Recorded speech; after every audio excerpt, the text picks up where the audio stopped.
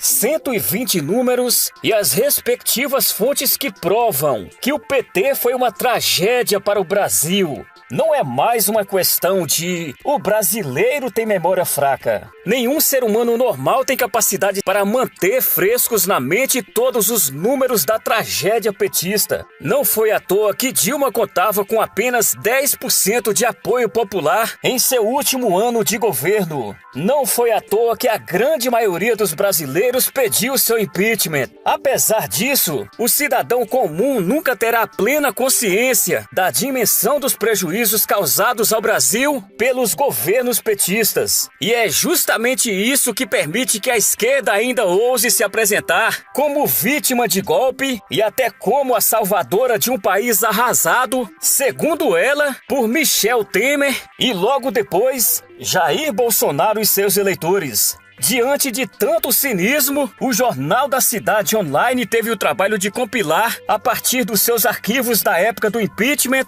alguns números que ilustram muito bem o nível de devastação do petismo. Todas as fontes estão disponíveis na descrição deste vídeo. Economia e estatais. Dilma entregou um país com inflação de 10,7% em 2015, a maior taxa desde 2002, e uma taxa de desemprego de 10%, um aumento de 38% em relação ao ano anterior. Ou seja, cerca de 2,8 milhões de pessoas perderam o emprego em apenas um ano. Em 2015, o país tinha uma dívida pública de 2,8 trilhões, 21,5% superior à de 2014. A parcela do PIB destinada a investimento era de 2%. Paraguai e Peru, por exemplo, investiam 11% naquele período. A renda média do trabalhador caiu 3,7%.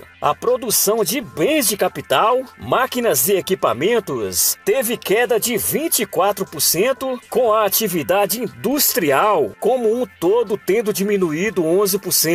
A indústria utilizava apenas metade de sua capacidade produtiva. A participação da indústria no PIB era de 17% em 2003. Em 2015 estava em 9%. Em 2015, o Brasil ocupava a 75ª posição no ranking internacional de competitividade. Durante a campanha eleitoral de 2014, Dilma prometeu manter os direitos dos trabalhadores, mas assim que assumiu o segundo mandato, anunciou restrições nos cadastros de seguro-desemprego e na concessão de abonos salariais. A petista entregou a Petrobras com um prejuízo de 34 bilhões, com as ações da empresa tendo perdido 55,6% do valor. Nos últimos 2 anos de seu governo, a Petrobras demitiu 170 mil funcionários. O rombo nos fundos de pensão de empresas controladas pelo governo foi de 47 bilhões a serem cobertos pelos funcionários dessas estatais. Educação. Em seus últimos anos de governo, Dilma cortou 40% nas verbas do Ministério da Educação, o que gerou em 2015 o colapso das universidades públicas. Nada menos do que 48 das 63 universidades federais interromperam suas atividades por falta de pagamento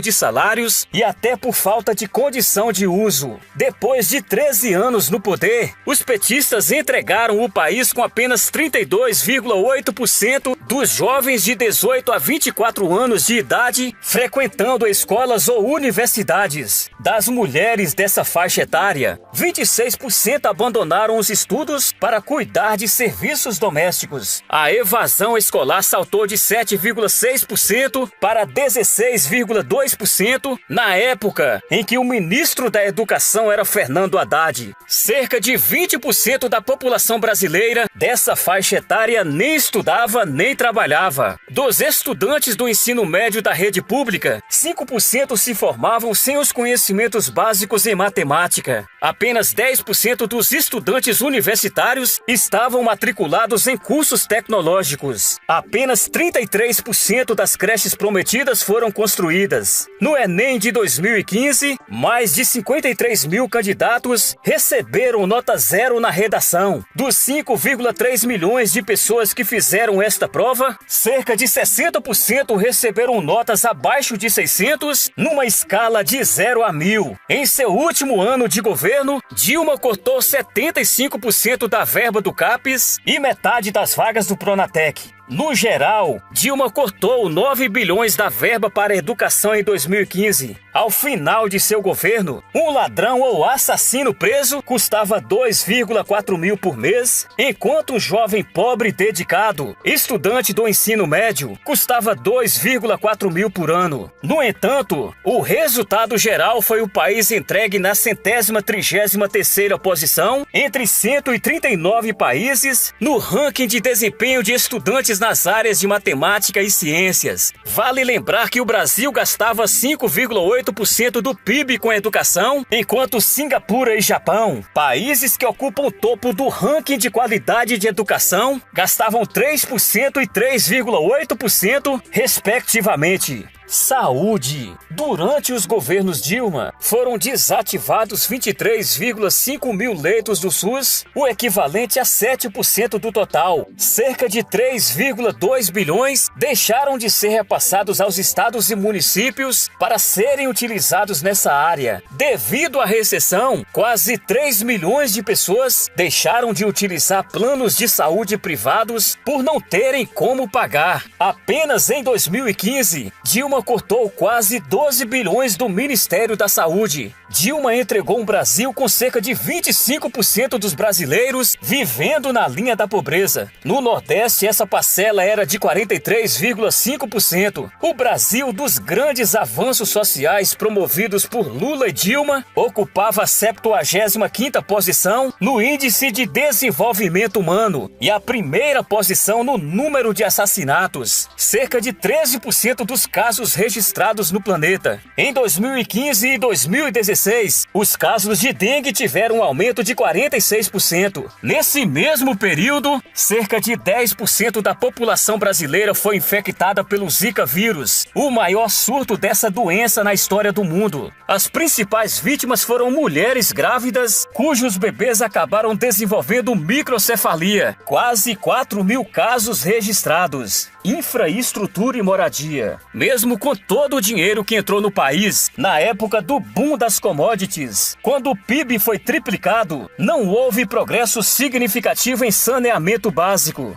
Quando Dilma deixou a presidência, metade da população ainda não tinha acesso à água tratada e a sistemas de coleta de esgoto. Apenas 40% dos dejetos coletados eram tratados e 58% das obras de saneamento básico estavam paradas. Após 13 anos de petismo, o Brasil ocupava a 112ª posição no ranking mundial de saneamento básico. Mais de 40% dos imóveis adquiridos durante o governo Dilma foram devolvidos às construtoras. O déficit de moradia era 6,4 milhões. Em seus últimos anos na presidência, Dilma cortou cerca de 40% da verba do programa Minha Casa Minha Vida. Cerca de 4,7 mil obras financiadas diretamente ou indiretamente pelo governo federal estavam paradas à época do impeachment. Nada menos do que 75% das maiores obras continham irregularidades como superfaturamento, direcionamento de licitação e falhas de projeto.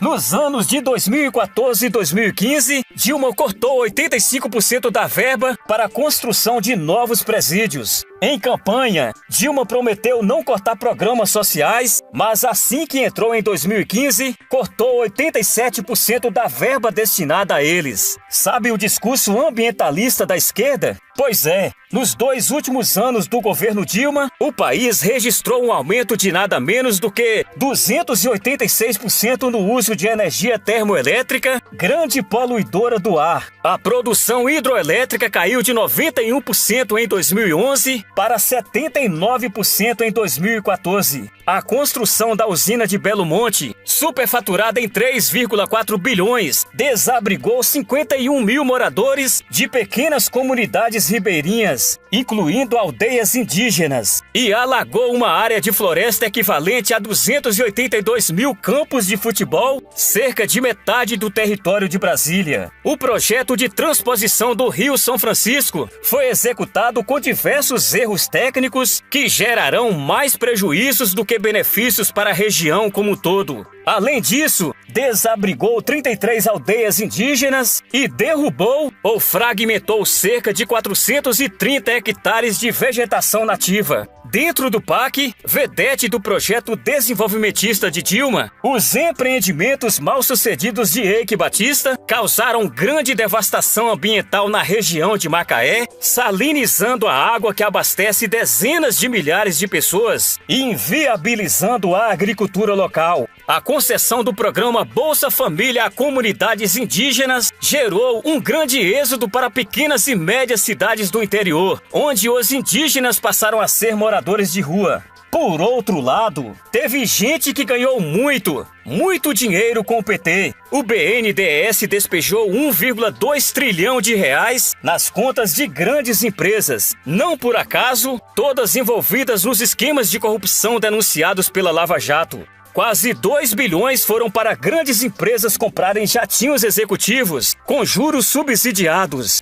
Esse montante de 1,2 trilhão foi 3 vezes maior do que o destinado a todos os programas sociais somados. Cerca de 90% das medidas provisórias assinadas por Lula e Dilma eram vinculadas a pagamento de propina. Cerca de 80% do lucro gerado pelo Programa de Acesso ao Crédito, iniciado por Lula e continuado por Dilma, ficaram com os bancos privados. Em 2003 e 2015, foram descobertos 4,6 bilhões desviados do INSS por meio de pensões fraudulentas. Cerca de 28% dos cadastros. Mais de 500 mil pessoas eram beneficiadas indevidamente pelo Bolsa Família. Apenas entre 2013 e 2014, Dilma pagou mais de 2,5 bilhões para pessoas que não tinham direito ao programa. No programa Minha Casa Minha Vida, cerca de 1/3 dos beneficiados não preenchiam os quesitos do programa. Dentre as 578 mil pessoas que receberam imóveis subsidiados pelo governo, estavam 1.017 políticos, 62 mil empresários,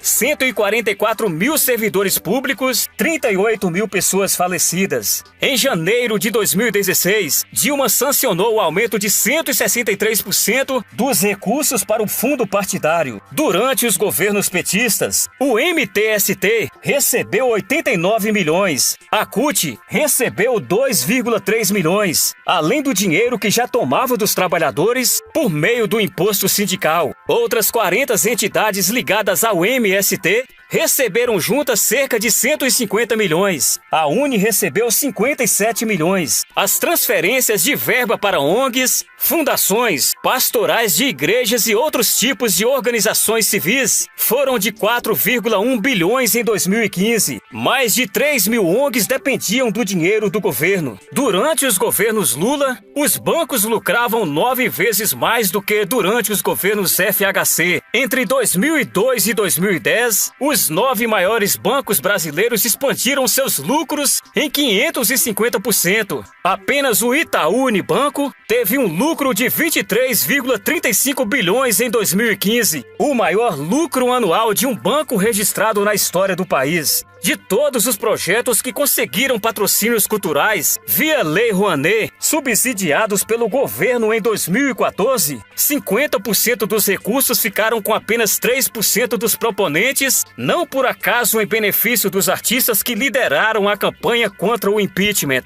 Das 15 empresas que mais apoiaram projetos pela Lei Rouanet em 2015, 7 são estatais. Dilma gastou mais de 9 bilhões com publicidades em 4 anos. Quando iniciou o segundo mandato, Dilma prometeu conter os gastos do governo, extinguindo 3 mil cargos comissionados. Quando deixou o governo, havia extinguido apenas 346. Das 30 secretarias que prometeu extinguir, extinguiu apenas 7. Dos 200 milhões em gastos não obrigatórios, nos ministérios e secretarias que prometeu cortar, cortou apenas 16 milhões. Dilma não cumpriu sequer a promessa de cortar 10% de seu próprio salário e de seus ministros. O TSE constatou que 1/3 dos gastos da campanha de 2014 de Dilma foi para 43 empresas de fachada, criadas especialmente para lavar dinheiro de propina. Ao todo, foram 133 milhões para empresas que sequer tinham funcionários. Nessa campanha, 348 cidades brasileiras, 6,2% do total, tinham mais eleitores registrados do que habitantes. A grande maioria dessas cidades está nas regiões Norte e Nordeste, não por acaso redutos eleitorais do PT. Levantamento feito pelo TCU revelou que durante os governos Lula e Dilma, desapareceram 4.564 bens pertencentes à presidência da República, além dos citados não terem incorporado ao patrimônio público 716 presentes que ganharam de chefes de estados, como prevê a Lei 8.394 de 1991. Além das obras superfaturadas, a Olimpíada deixou um prejuízo de 120 milhões em equipamentos, como computadores e material de escritório, que tiveram de ir para o lixo porque simplesmente não tinham onde serem guardados, nem procedimentos de reutilização e de venda regulamentados. A Copa do Mundo rendeu ao governo brasileiro cerca de 1 bilhão em pendências judiciais. O Maracanã chegou a ficar desativado por falta de manutenção. Ufa! Reparem que não citei os números da corrupção no Congresso, no BNDES, nos ministérios, no projeto da refinaria de Abreu e Lima, na usina de Belo Monte, na Petrobras e em diversas outras estatais. Bilhões de reais que ilegalmente turbinaram as campanhas eleitorais dos petistas, que enriqueceram políticos aliados e pessoas amigas. Também deixei de fora os bilhões que foram desviados para as ditaduras em Cuba, na Venezuela e na África. O fato é que a esquerda teve sua chance, mas priorizou a corrupção e o desperdício de dinheiro. Lula pegou muito pouco tempo de cadeia. Dilma deveria estar presa. Fernando Haddad nem deveria sequer existir. Precisamos ter paciência com o atual governo, porque não será em poucos meses que se consertará o estrago feito em mais de uma década. E a partir de agora eu quero que você deixe o seu importante comentário, inscreva-se aqui no canal youtube.com/Célio Lobo, ative o sininho para receber diariamente os melhores vídeos em apoio ao governo Bolsonaro e compartilhe este vídeo.